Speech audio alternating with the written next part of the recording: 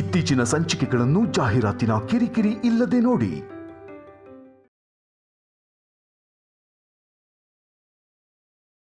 ಮದ್ವೆ ಗಂಡನ್ ಕರೀರಿ ಅಂತ ಪುರೋಹಿತರು ಕರೆಯೋದ್ರೊಳಗೆ ದುಡ್ಡು ತಗೊಂಡು ಸಂಪದನ್ ಭೇಟಿ ಮಾಡಬೇಕು.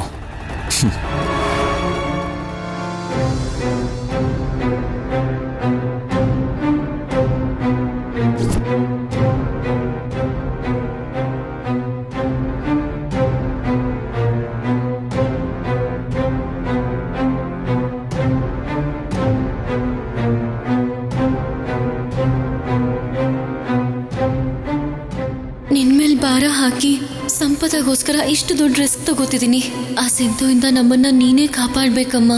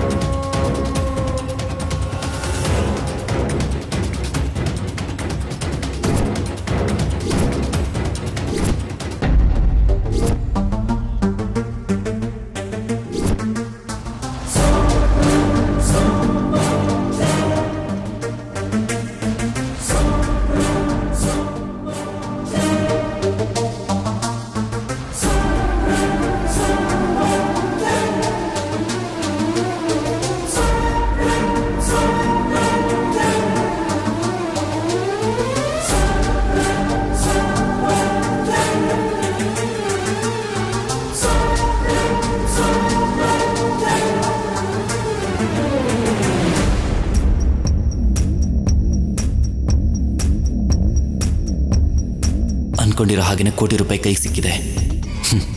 ಸಂಪದನ್ ಕೂಡ ಕರ್ಕೊಂಡು ಹೋಗ್ಬೇಕು. ಇಲ್ಲ ಅಂದ್ರೆ ದಮಯಂತಿ ಅದಕ್ಕೆ ಸಂಪದನ್ ಸಾಯಿಸ್ಬಿಡ್ತಾಳೆ. ನಾವು ಹೊರಟೋದ್ಮೇಲಾದ್ರೂ ಸಂಪದ ನಾನು ಲವರ್ಸ್ ಅಂತ ಶೌರ್ಯಂಗೆ ಗೊತ್ತಾಗುತ್ತೆ. ಆಮೇಲೆ ಪ್ರಾಬ್ಲಮ್ ಆಗುತ್ತೆ.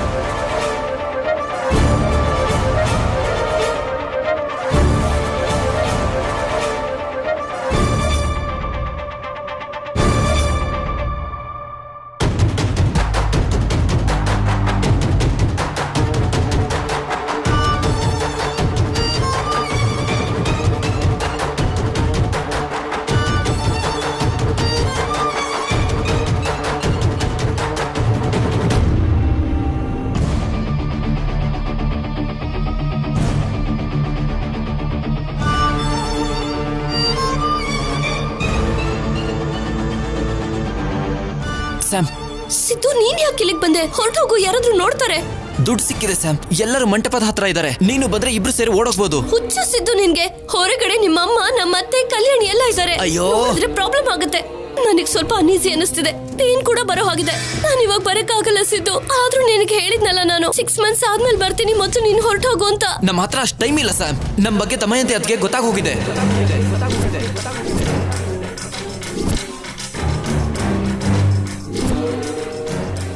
ಏನ್ ಹೇಳ್ತಿದ್ಯಾ ಸಿದ್ದು? ಹೌದು ಸ್ಯಾಮ್. ಹೇಗ್ ಗೊತ್ತಾಯ್ತು? ಕಲ್ಯಾಣಿ ಬರ್ಡೇ ದಿನ ಕೇಳಿಸ್ಕೊಂಡಂತೆ. ಅತ್ತೆ ಗೊತ್ತಾಗಿದೆ ಅಂದ್ರೆ ಶೌರ್ಯಂಗ್ ಹೇಳ್ಬಿಟ್ಟಿರ್ತಾರೆ. ಇಲ್ಲ, ಇನ್ನು ಶೌರ್ಯಂಗ್ ಹೇಳಿಲ್ಲ. ಅವರೇ ನನಗೆ ದುಡ್ಡು ಸಿಗೋ ಹಾಗೆ ಮಾಡಿದ್ದು. ಊರ್ ಬಿಟ್ಟು ಹೊರಟೋಗು ಅಂದ್ರು. ಅದಕ್ಕೆ ನಿನ್ನನ್ನು ಕರ್ಕೊಂಡು ಹೋಗೋಣ ಅಂತ ಬಂದೆ.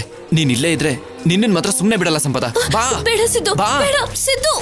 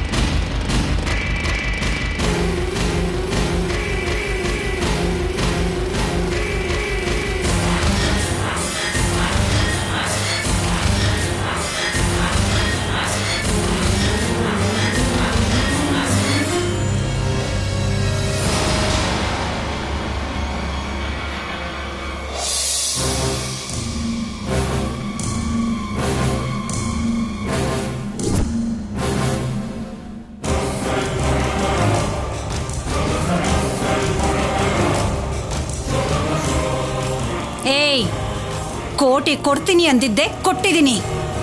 ಮರ್ಯಾದೆಯಿಂದ ಊರ್ ಬಿಟ್ಟು ಹೊರಟೋಗು, ಇಲ್ಲ ಅಂದ್ರೆ ಶೌರ್ಯನ್ ಕೈಯಲ್ಲಿ ಎನ್ಕೌಂಟರ್ ಆಗ್ತೀಯಾ.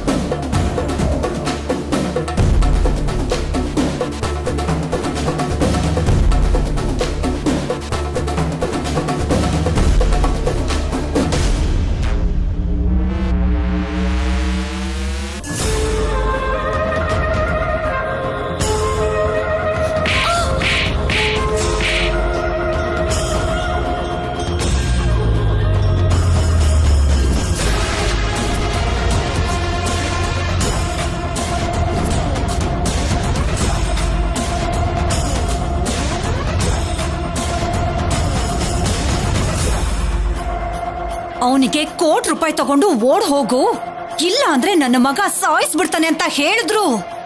ನಿನ್ನ ಹತ್ರ ಬಂದಿದ್ದಾನೆ ಅಂದ್ರೆ ಸತ್ರು ನಿನ್ನನ್ ಬಿಡಲ್ಲ ಅಂತಾನೆ ತಾನೇ ಅರ್ಥ.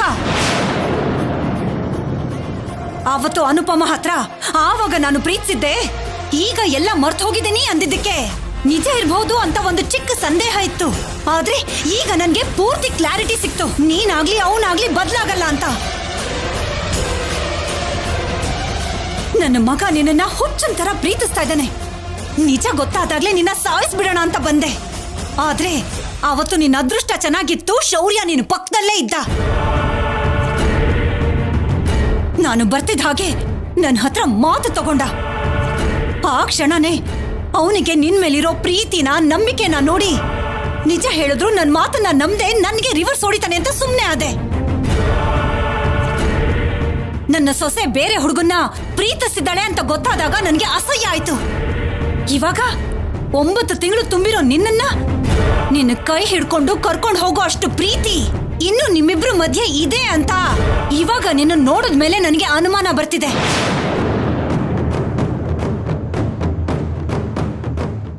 ಅಷ್ಟಕ್ಕೂ ನಿನ್ನ ಹೊಟ್ಟೆಲ್ ಬೆಳೀತಾ ಇರೋ ಮಗು ನನ್ನ ಮಗನ ಅಂಶನೇನಾ, ಇಲ್ಲ ಅಂದ್ರೆ ನಿಮ್ಮ ಅಕ್ರಮ ಸಂಬಂಧಕ್ಕೆ ಹುಟ್ಟುತ್ತಾ ಇರೋದಾ ಅಂತ, ನಿಮ್ಮ ಅಕ್ರಮ ಸಂಬಂಧಕ್ಕೆ ಹುಟ್ಟುತ್ತಾ ಇರೋದಾ ಅಂತ.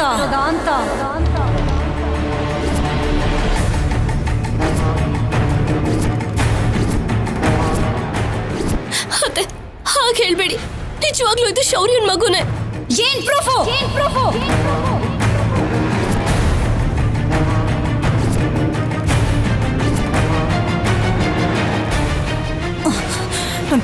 ನಿನ್ನ ಮೇಲೆ ನನಗೆ ನಂಬಿಕೆ ಇಲ್ಲ.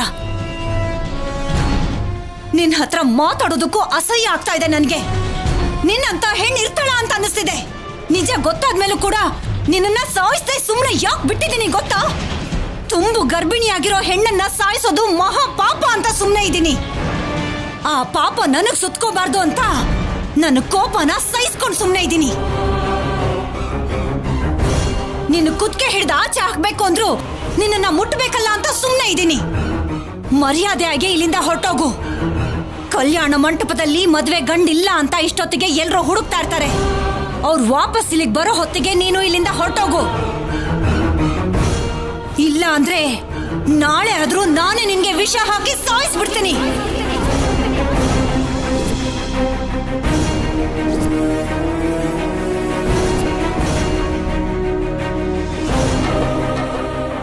ಮರ್ಯಾದೆಗೋಸ್ಕರ ನಾನು ಏನ್ ಬೇಕಾದ್ರೂ ಮಾಡ್ತೀನಿ. ಅದ್ರಲ್ಲೂ ನಿನ್ನಂತವಳನ್ನ ಸಾಯಿಸೋದಕ್ಕೆ ನಾನು ಸ್ವಲ್ಪನೂ ಭಯ ಪಡಲ್ಲ. ಅತ್ತೆ, ಹಾಗಲ್ಲ. ಬಾಯಿ ಮುಚ್ಚು. ಕರಿಬೇಡ. ಹಾಗೇನಾದ್ರೂ ಕರೆದ್ರೆ ಈಗ್ಲೇ ಕುತ್ತಿಗೆ ಇಸ್ಕಿ ಸಾಯಿಸ್ಬಿಡ್ತೀನಿ. ನಾನ್ ನಿನ್ನ ಸಾಯಿಸೋ ಅಂತ ಅಗತ್ಯ ಇಲ್ವೇ? ನಿನ್ನ ಬಗ್ಗೆ ಮನೇಲಿ ಹೇಳಿದ್ರೆ ನಾಯಿಗೆ ಹೊಡೆದಾಗ ಹೊಡೆದು ಅನಾಥ ಶವದ ಥರ ನಿನ್ನ ಆಚೆ ಬಿಸಾಕ್ತಾರೆ. ಇವತ್ತು ನಿನ್ನ ಕ್ಷಮಿಸಿ ನಾನೇನಾದ್ರೂ ಬಿಟ್ಬಿಟ್ರೆ ಮಗು ಹುಟ್ಟದ ಮೇಲೆ 6 ತಿಂಗಳಿಗೋ ವರ್ಷಕ್ಕೋ ಅವನ ಜೊತೆ ಓಡ್ ಹೋಗ್ತೀಯ. ಆಗ ನನ್ನ ಮನೆ ಮರ್ಯಾದೆ ಪೂರ್ತಿ ಹೊರಟೋಗತ್ತೆ. ಮಂಟಪದಿಂದ ಬರೋವರೆಗೂ ಅಷ್ಟೇ ನಿನಗೆ ಟೈಮ್. ಓಡ್ ಹೋಗ್ತೀಯೋ ಸತ್ ಹೋಗ್ತೀಯೋ ನಿನ್ನಿಷ್ಟ.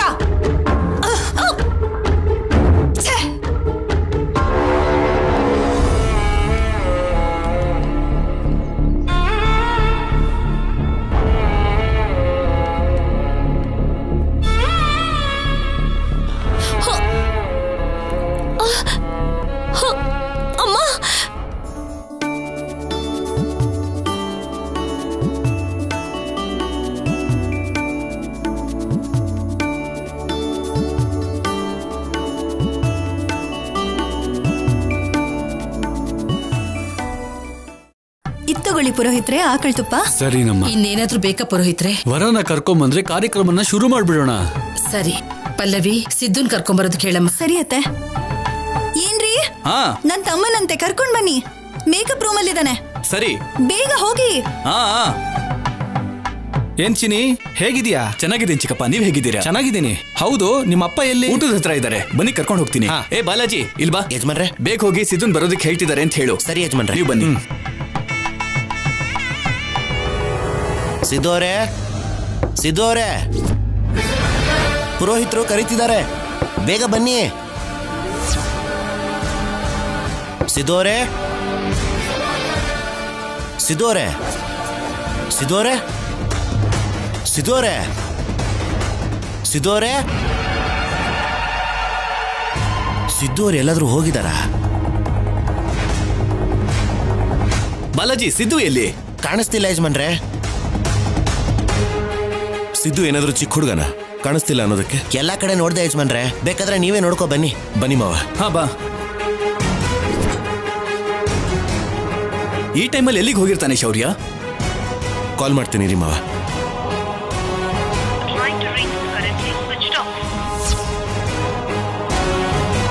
ಏನಾಯ್ತು ಶೌರ್ಯ? ಸ್ವಿಚ್ ಆಫ್ ಬರ್ತಿದ್ದೆ ಮಾವ. ಈ ಟೈಮಲ್ಲಿ ಎಲ್ಲಿಗೆ ಹೋಗಿದ್ದಾನೆ? ಫೋನ್ ಕೂಡ ಆಫ್ ಮಾಡ್ಕೊಂಡು. ನಡಿ ಹೊರಗಡೆ ನೋಡೋಣ. ನಡಿ.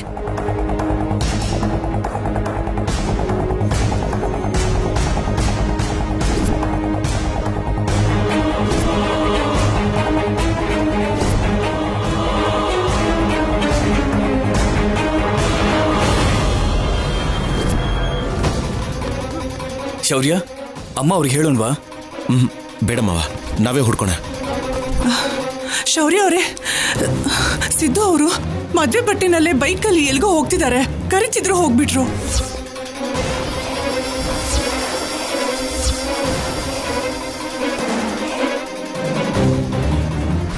ಸರಿಯಾಗಿ ನೋಡಿದ್ರ ಸಿದ್ದುನೇನಾ? ಸಿದ್ದುನೇ ಶೌರ್ಯ ಅವರೇ. ನಡಿ ನೋಡೋಣ. ಬನ್ನಿ ಮಾವ. ಅಮ್ಮ, ವರ ಇನ್ನೂ ಬರ್ಲೇ ಇಲ್ವಲ್ಲ? ಬರ್ತಿದ್ದಾನೆ ಪುರೋಹಿತ್ರೆ. ಬೇಗ ಬರೋದಕ್ಕೆ ಹೇಳಿಮ್ಮ. ಅಮ್ಮೋರೆ, ಅಮ್ಮೋರೆ, ಸಿದ್ದು ಅವರು ಬೈಕ್ ಹತ್ಕೊಂಡು ಎಲ್ಲೋ ಹೋದ್ರಂತಮ್ಮ. ಫೋನ್ ಕೂಡ ಸ್ವಿಚ್ ಆಫ್ ಬರ್ತಾ ಇದೆಯಂತೆ.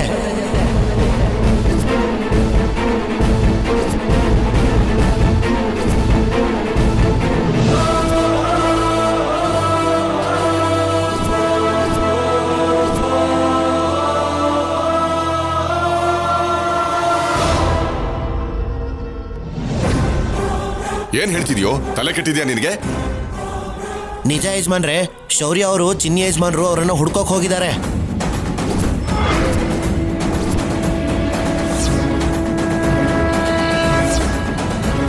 ನನ್ ತಮ್ಮ ಯಾಕೆ ಹೊರಟೋಗ್ತಾನೆ? ಏನೋ ನಡೆದಿದೆ. ಇಷ್ಟ ಇಲ್ದಿರೋ ಮದ್ವೆ ಆದ್ರೆ ಹೊರಟೋದ ಅನ್ಕೋಬಹುದು. ಪ್ರೀತಿಸಿರೋ ಹುಡುಗಿ ಜೊತೆ ಮದ್ವೆ ನಡೀತಿರ್ಬೇಕಾದ್ರೆ ಅವನೇ ಕೊಡೋಗ್ತಾನೆ.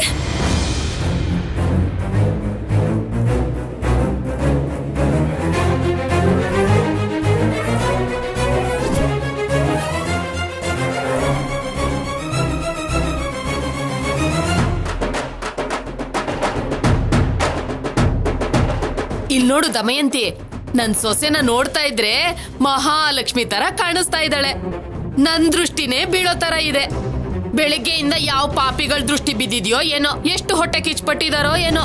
ಉಪ್ಪು ಮೆಣಸಿನ್ಕಾಯಿ ತಗೊಂಡ್ ಬಾ, ನನ್ ಸೊಸೆಗೆ ದೃಷ್ಟಿ ತೆಗಿಬೇಕು. ಯಾರ್ಯಾರೋ ಹೊಟ್ಟೆ ಕಿಚ್ ಪಡೋದಲ್ಲ, ನಿನ್ನ ಮಗ ನಿನಗೆ ಕೊಡೋ ಶಾಕ್ಗೆ ನಿನ್ ಹೃದಯನೇ ನಿಂತು ಹೋಗುತ್ತೇನೋ. ಸರಿ, ತರ್ತೀನಿ. ನಿಮ್ ಸೊಸೆಗೆ ದೃಷ್ಟಿ ತೆಗಿರಿ. ನೀನ್ ನಮ್ಮನೆ ಸೊಸೆ ಆಗ್ತಿದ್ಯಾ ಅಂತ ಹೊಟ್ಟೆ ಕಿಚ್ ಪಡ್ತಿದ್ದಾಳೆ ನಿಮ್ಮತ್ತೆ. ತಗೊಳ್ಳಿ. ನಾನೀಗ ಚೌಲ್ಟ್ರಿಗೆ ಹೋಗ್ತಾ ಇದ್ದೀನಿ. ಪುರೋಹಿತರು ಕರಿ ಅಂದ್ರೆ ಹೇಳ್ ಕಳಿಸ್ತೀನಿ. ಸರಿ ಆಯ್ತು, ಹೋಗು.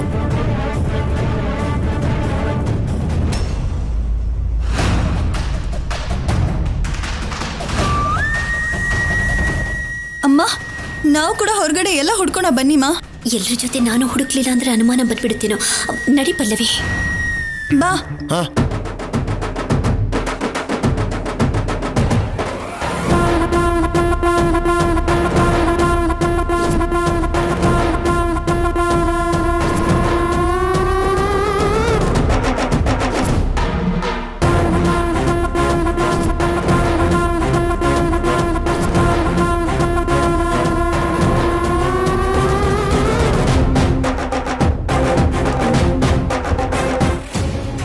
ನಾಯಿ ಕಣ್ಣು, ನರಿ ಕಣ್ಣು, ಊರವ್ರ ದೃಷ್ಟಿ ಎಲ್ಲ ಹೋಗ್ಬೇಕು.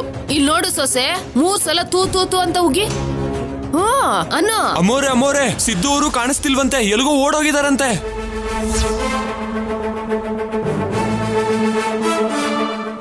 ಏನೋ ನೀನ್ ಹೇಳ್ತಿರೋದು? ನನ್ ಮಗ ಓಡೋಗೋದು ಅಂದ್ರೇನೋ? ಕಿಂಡಲ್ ಮಾಡ್ತಿದ್ಯಾ? ನಿಜ ಹೇಳ್ತಿದ್ದೀನಿ.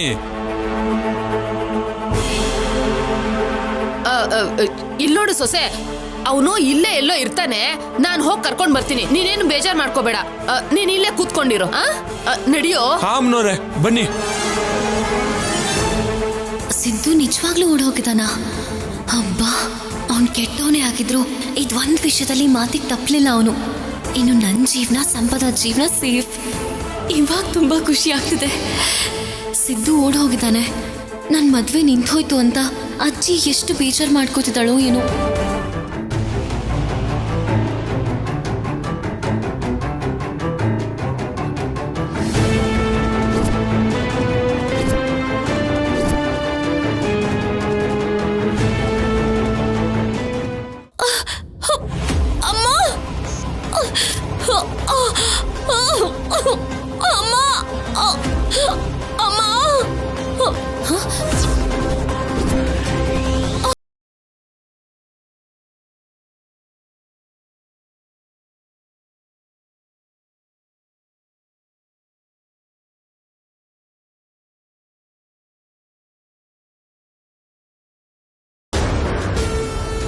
ಸಂಪದ, ಸಂಪದ, ಏನಾಯ್ತು ಸಂಪದ? ಸಂಪದ, ಅಯ್ಯೋ, ಈ ಟೈಮ್ಗೆ ಯಾರು ಇಲ್ವಲ್ಲ. ಡಾಕ್ಟರಿಗೆ ಕಾಲ್ ಮಾಡ್ತೀನಿ ಇರು ಸಂಪದ. ಸಂಪದ, ಸಂಪದ, ಸುಧಾರಿಸ್ಕೋ ಸಂಪದ. ರಿಂಗ್ ಆಗ್ತಿದೆ, ಡಾಕ್ಟರ್ ಬಂದ್ಬಿಡ್ತಾರೆ. ರಿಂಗ್ ಆಗ್ತಿದೆ ಸಂಪದ. ಹಲೋ, ಯಾರು? ಹಲೋ ಡಾಕ್ಟರ್, ನನ್ ಶಿವ ಪಾರ್ವತಿ ಅಜ್ಜಿಯವ್ರ ಮೊಮ್ಮಗಳು. ಹೇಳಮ್ಮ. ಸಂಪದಾಗಿದ್ದಕ್ಕೆ ಹಾಗೆ ಪೇನ್ ಜಾಸ್ತಿ ಆಗಿದೆ. ಬೇಗ ಬನ್ನಿ ಡಾಕ್ಟರ್. 10 minutes ಅಲ್ಲಿ ಬರ್ತೀನಿ ಪ್ಲೀಸ್. ಸಂಪದ, ಸಂಪದ, ಸ್ವಲ್ಪ ಸುಧಾರಿಸ್ಕೋ ಸಂಪದ. ಡಾಕ್ಟರ್ ಇನ್ನೇನ್ ಬಂದ್ಬಿಡ್ತಾರೆ. ಸಂಪದ, ಅಮ್ಮ, ಸಂಪದ, ಸಂಪದ.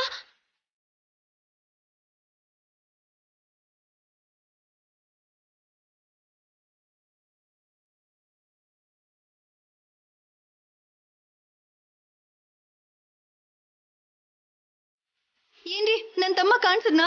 ಇಲ್ಲ. ಎಲ್ಲಿಗೆ ಹೋಗಿರ್ತಾನೆ ಇವನು? ಎಲ್ಲಿಗೆ ಹೋಗಿರ್ತಾನೆ? ಸಿದ್ದು ಫ್ರೆಂಡ್ಸ್ ಫೋನ್ ನಂಬರ್ ಏನಾದ್ರು ಗೊತ್ತಾ? ಹಾ ಗೊತ್ತು, ಹೇಳಿ. 98480.